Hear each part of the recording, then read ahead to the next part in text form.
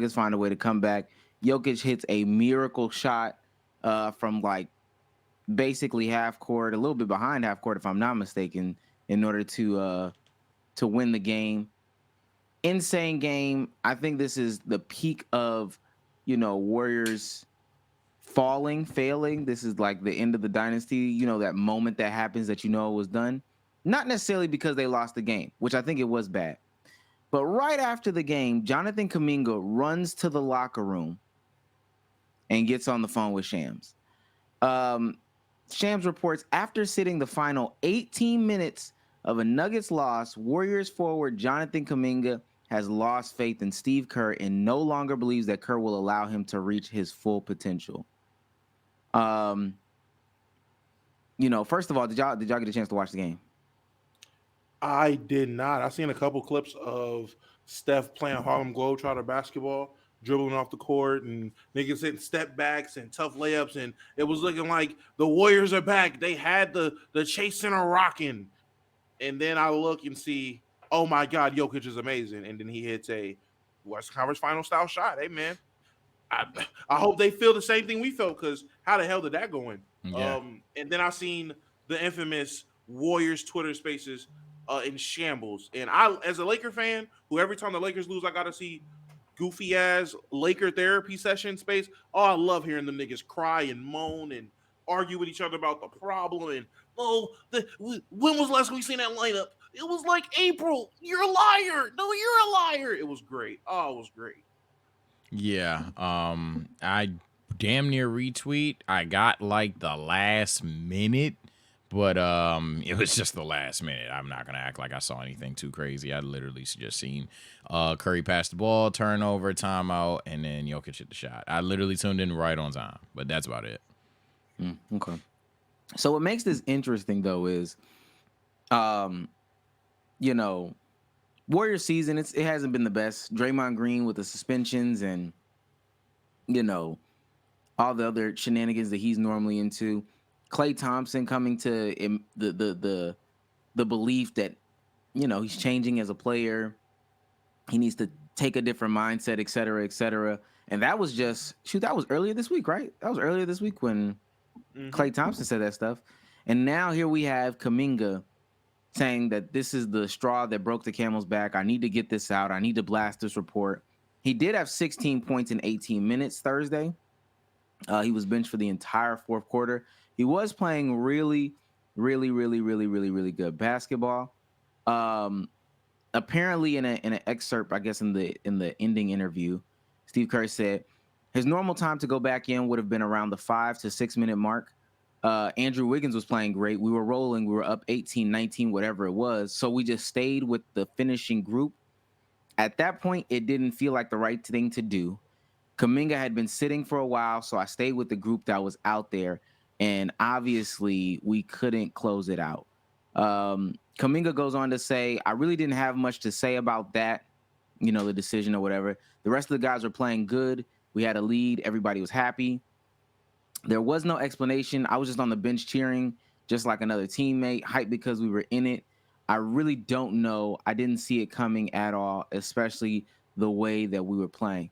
So that's bad, right? I think we can say that that's bad. But before we get into it a little bit more, not only did Jonathan Kaminga come out last night, Moses Moody also came out last night. The people around Moses Moody are frustrated with the lack of role and consistency. For the lack of a better term, it feels like he's the sacrificial lamb. Whenever there's a log jam, he's the guy that falls out. How do y'all feel about these players going to the media voicing their frustrations? Let me go first because I'm gonna go ahead and I gotta check on something real quick. But in terms of the players talking to the media, I mean, I'm never mad at getting information as a fan.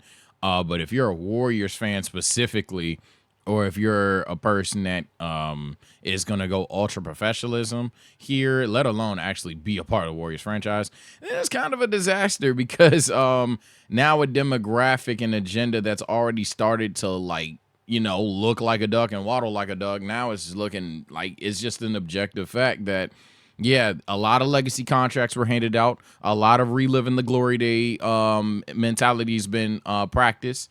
And ultimately, it's looking like Warriors good times over there. And then these motherfuckers is just happy as shit with who won. And any person that comes through, you have to kind of light the world on fire, like how Jordan Poole did, or be that crucial of a role, or be that crucial of a role that we don't have, like how we did used to have in the good times. Otherwise, hey man, we do not care.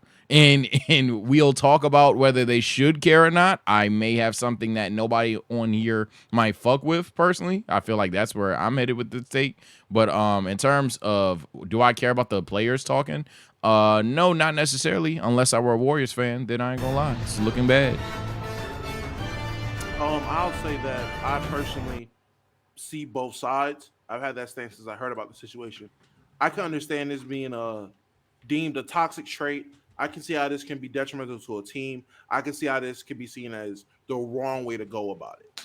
But I also can say, if this is his way of feeling like this is his only way of getting out of the situation, if this is his way of forcing his way out because he's truly unhappy, then I get it.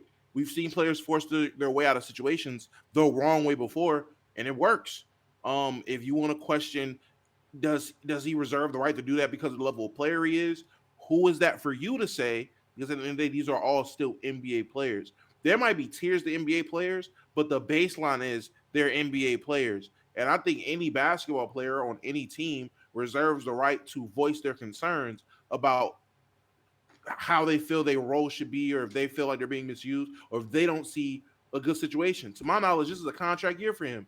And I'm not gonna lie, his tenure with the Warriors, for me, it seemed like it was a failure there. He didn't maximize his potential being a Warrior. And now if you're talking about a guy who didn't fulfill his obligations or his potential here, and now it's my contract year, and either I'm gonna have to sign for scraps to just stay in the league here, or no one's gonna sign me, and now I'm about to be Stanley fucking Johnson.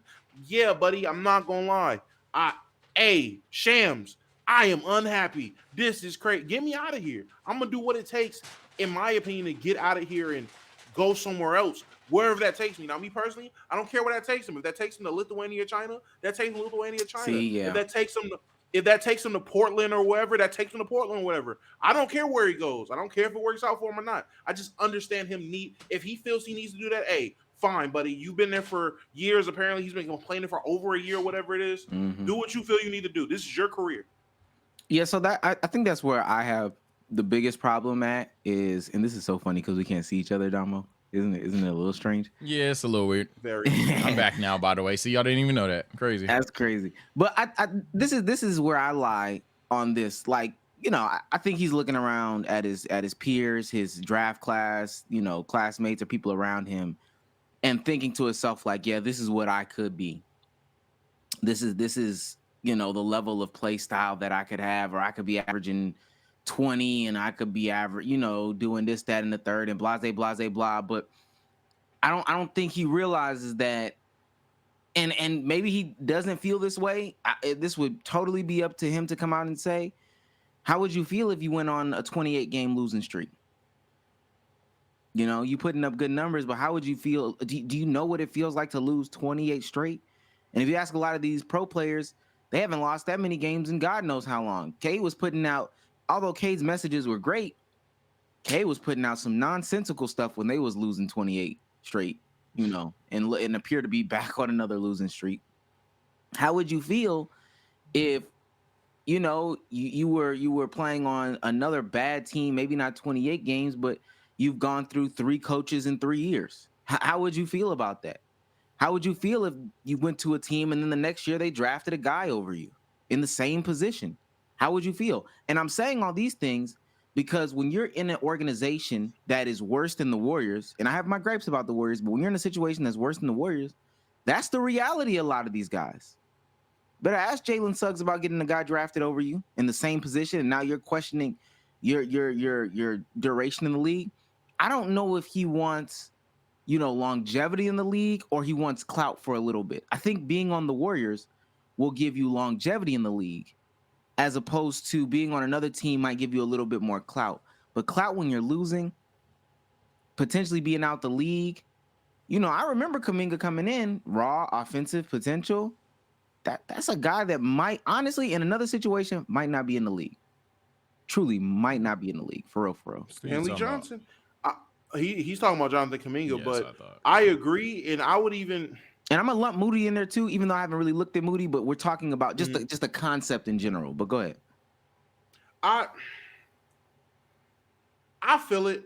I definitely agree. I ain't gonna lie. I low key lost my train of thought. I'm watching this Clippers and Pelicans game. I high key lost what I was about to say. Go ahead, Sage. Go ahead. Hey, all right. Well, I'll say, yeah, if this were the conversation that shifted, I'll just rip the Band-Aid off. The only reason I'm not on the Warriors' head as much as a lot of people are, and probably still should be, is because I'm not going to lie. Hey, and this is somewhat of, I don't know if it's a paradox, conundrum, contradictory, whatever the term is, but I'm going to be serious, man. Look, man, I don't think the names are just that good. Yeah. So to be fair, it's like, what are we talking about? Like, am I actually upset that Moses Moody isn't getting starter minutes? And I'm not saying nobody's saying starter minutes, but relatively speaking, like 20, 25 minutes. Am I mad at Jonathan Kaminga not getting a higher role and all these things? It's like, yeah, you want the younger talent to always play. Every NBA fan ever wants younger talent to always play for their team. But simultaneously, if we're talking about winning right now, we're only talking about the younger talent because it's out of necessity, because the talent you want to be able to be good right now is underperforming like fuck and or have fallen off a cliff. But in terms of a desired championship team, it's not none of these names at this moment in time. Now, if you want to blame Steve Kerr for lack of development, that's a different conversation. But and maybe that's contradictory to what my entire statement is. But I don't know. I just feel like, truthfully speaking, I don't want to say not too much because they do deserve blame. But like dial it back like one step, everybody, because these names are not that good. I can guarantee you that now. I remember I was gonna say for a guy like Jonathan Kaminga, I would think that he would look at a situation of his former teammate like Jordan Poole and think to himself like, damn, that's what it looks like. Like this play style, this situation, this thing that I'm hoping for or wanting, a reality of that is what Jordan Poole is going through, where the shit's not fun. You're on one of the worst teams in the NBA. Every game you're playing bad, the stigma is, hey man, should have stayed on the Warriors. Hey man, grass ain't always greener. And that could be the reality of what my career is. Why does every player think? I feel like, hey, be optimistic. Think you're James Harden. I feel it. Think you're being misused and you go somewhere else and you're a fucking superstar. Grade A, think that is the case. Majority of the time, more times than not, that is not the situation. Yeah. You are Jordan Poole. That is the reality. Jordan Poole is still a good player, has good nights. The shit ain't fun. That nigga don't like he ain't smiling as much. The shit is not. There is bad bitches there all the time. That nigga does not care. Because he's on the Washington Wizards now. Games used to matter. When the stadium used to rock, it used to rock. Now that bitch just bump a little bit. Like they do something nice in Washington. It doesn't even matter. It's a difference. Jordan Poole looks like he's playing for a small market now. And is setting in on him. He has the weight of a small market on him. And you can see it. Grew his hair out. In his face. Yeah, I'm about to say. He doesn't even look like a guy that was, if you put a picture of him starting the 2022 NBA Finals and a picture of him now, you will be like, God damn, what happened to him? Like a before and after. Nigga was a drunk now or some shit. Yeah. he just got born. And not to cut you off, Damo, but I don't even think that they really realized that, because if you remember correctly how Jordan Poole and Moody and some of these guys' careers went, remember I said some of these guys are G League guys. I can almost guarantee you some of y'all would not be in the league if the Warriors didn't give you the at least a little bit of aura that you carry, the shine, the clout that you have. You probably would not be in the National Basketball Association if you got drafted to a Portland Trailblazers, or I'm just saying, I'm throwing out bad teams now. If you got drafted to a Detroit Pistons at the time, or if you got drafted to a Orlando Magic, or whatever the case may be, you would not be that guy. I do want to say, because they play a game today, the day after he said that. So they asked Steve Kerr about it in the pregame presser, and he says that I have the most open locker room. I'm the most open coach in the NBA. You should come and talk to me if you have an issue. And then he also says, I played 15 years in the league, and I was frustrated all 15 years with playing time. Do y'all think he's sending subliminals or messaging to Jonathan Kaminga right there with those two messages? I'm sorry, repeat the messages. My fault. I was looking. He says, I'm the most open coach in the league. Anybody can come into my office. You can speak to me anytime you want. Mm-hmm. And then he also says, I played 15 years, and all 15 I was frustrated with my playing time. Oh yeah, he's definitely 100%. yeah. What? Yeah, well, I don't even know how that's even going to be anything past surface level. Yeah, he's definitely making a not a like a diss, but that's definitely a dry statement of, hey, if you're frustrated, come to my office. Because even then, outside of again wanting to go to like with Jonathan Kaminga, especially more than Moody, yeah, Jonathan Kaminga at this point, if he's frustrated, he's asking for more of the 30-minute night performances because he's pretty much getting, what is it, like 23 to 28 minutes a night, I want to say. I'll double check right now, but recently he's been playing more. So yeah, if he's mad of basically not getting starter minutes or even starting in general, yeah, you're gonna have to come to the office about that. No. Yeah, 100%. The retweet. I don't want to just echo Sage, No, but yeah. That was definitely directed right at him, and that was a good answer. I know Steve Kerr gets a lot of slack. Hell, I called him a terrorist during the USA games with his coaching style. I think he's a small ball Steph Curry merchant. Yeah, small ball merchant. Benefit of Steph Curry, but he answered that the way you should have. It was a good answer. And he's 100% right in that situation. Talk to me if there's issue. Now, if this is some bullshit where this is not Kaminga's first time having this conversation, and he has talked to you, and it still led to him being frustrated, then all right, what are we doing here? Yeah, your office is open, but if you ain't listening, I'm not going to your fucking office. Yeah, and I would like to know, this is the fan in me. I would love to know that conversation. Part of me feels like when they got drafted, and you got to remember when they got drafted, nigga, I mean, he won a ring in his first season.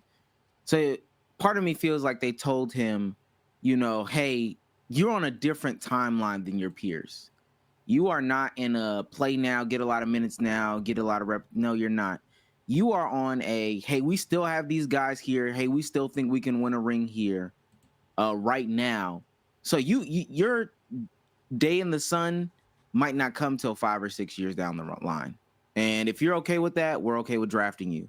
If you're not okay with that, say something now, because we're gonna win games. We're gonna compete for playoff games, seeding, all that stuff like that. You might play 6 minutes and get some DMPs 2-3 months in a row. And if you're not okay with that, that's perfectly fine. I also want to say, like, I think these guys have like a different mentality than, what I would project an NBA player to have. Yeah. Do you want to be here for 15 years and catch a role real quick or something like that? Or do you want to try your hand at being a star on a team that wins 4 games a season, and then they're looking at you being inefficient because you can't shoot, you can't dribble, and then they're like looking at kicking you out of the league? What are we doing here? Yeah, someone in chat just made a comment, or there's actually 2 comments I want to speak on. I'll start with the first one because it's more relevant to the current conversation. But yeah, I think at this point, to be honest, I'm not trying to gaslight Jonathan coming here, but he might even just be wanting exactly what you just said or what someone said about getting paid, because I'm looking at it now, and I'm not saying I've watched every Warriors game, but I've low-key watched a good amount now that I'm sitting here thinking about it. And I had to check it because I was like, his minutes have been increasing, right? In the first 20 games, one of the games he missed, he was inactive against the Pelicans. In the first 20 games that Jonathan Kaminga has played, he averaged 19 minutes. In the last 13, in one start. In the last 13, he started 11 times. And he's played 13 games, and he's averaging 26 minutes. So like I was initially saying, I don't know what Moses Moody is asking for, but if Jonathan Kaminga is still upset with a 7-minute-a-game increase, again, I'm not going to lie, Buddy wants to start. I'm not going to lie, but Buddy wants to start at this point. And at that point, we're asking what's the reason why he doesn't. And sure, that can be a concern because he is kind of like he's hooping a little bit, but he obviously has his deficiencies on the court.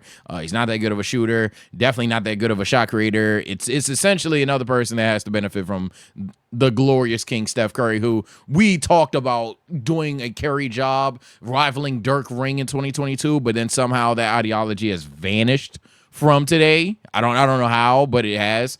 Stephen Curry is making a lot of motherfuckers look way better than they are. That's all I'm gonna say. But and they don't even look that good. That's all I'm gonna say. But I'm honestly thinking that Kaminga really might just want that situation where, hey, bro, look, this is how good I truly am. Whether he can find out he's a number 1 option, a 2 option, 3 option, he might just want the max minutes, the optimized role, which is fine for an NBA player to have, I'll say, Omar. But in this situation, you don't want to hear it. But I'll say that. Why can't that come in 5 years? I'm gonna be honest. It's a lot of people, and I'm a young nigga myself, and I bet on myself all the time. That's probably just what it is. He's just betting on himself. Everybody views this roster as a bad roster. Everybody views this roster as a Curry carry, and he's like, shit, he ain't carrying me. So I can see how he has that mentality. Now, again, as I alluded to earlier, I don't want to hear that right now, especially from a young player, because it sounds like you low-key don't belong here. I know some Warrior fans don't want to hear that. They want to hear just start him. Kaminga's right. But if that's the mentality, not going to lie, it sounds like you really don't belong here, especially if your game isn't going to one-to-one make this team infinitely better. It's going to make the team marginally better, even if people are correct and Kaminga should 100% be starting. Nigga think he Kawhi. But it's not going to change but so much because the team is objectively bad. But if the goal right now for some of these players in that locker room is, well, I want to average more PPG and get bread, I don't like that. And if Damo has something to say, he can go. Otherwise, I'll get to the other comment I want to speak on. No, go ahead. You got it. I'll say this because someone commented it earlier. What if Kaminga is that good?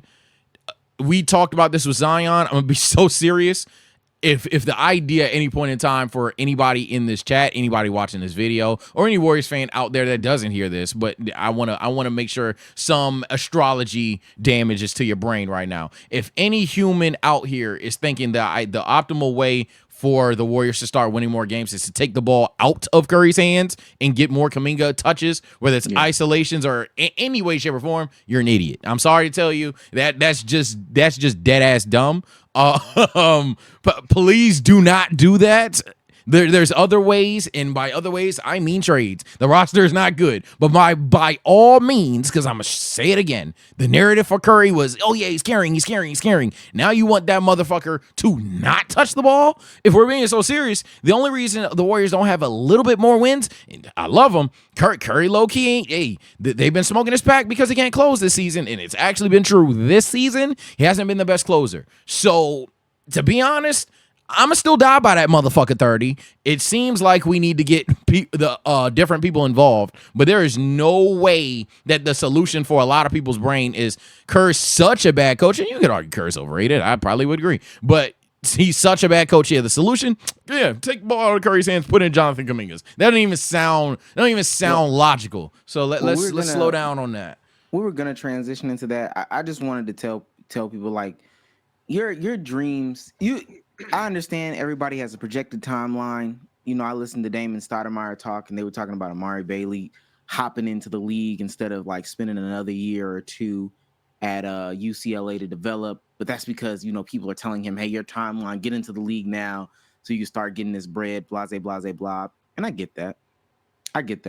But at the same time, you know, your timeline may not be everybody else's, the powers that be timeline. I don't know if he believes in a higher power, but he could be rocking the boat there. But I don't think, and Damo talked about it with Jordan Poole, I don't think that he understands that the grass is brown on that other side, man. Like, I really can't think of a situation that he could just willingly go to right now and say truthfully, oh, snap, I'm in a better situation. I really, really, really just do not think that is just a 1,000% case out there. Better Now, situation for him or for him. Ooh, I might disagree with that because I do think if he were like to go to Toronto, if he were to go to not Detroit, my God, if he were to go, maybe Toronto's the only answer, or any team that really wants to run the pick and roll, then he'd be there. Let me be clear. Not him individually, because I think that there's a world in which he could go to a bunch of different teams. They up his usage. They up, everything about him having the ball in his hands, and he can put up 25 points per game, shoot 40% from the field or whatever, low 30s from the three, but be okay shooting 25%, and they lose 15 straight. He can do that in a lot of places. I'm talking about an organization that's proven themselves, gotten him a ring, shown that they are willing to win, shown that they are willing to spend, shown that they are willing to back their core guys. You and Moody are the last two that have made it out of that a 4-man young guy group. You know what I'm saying? Y'all are the future of the Warriors right now. Wait.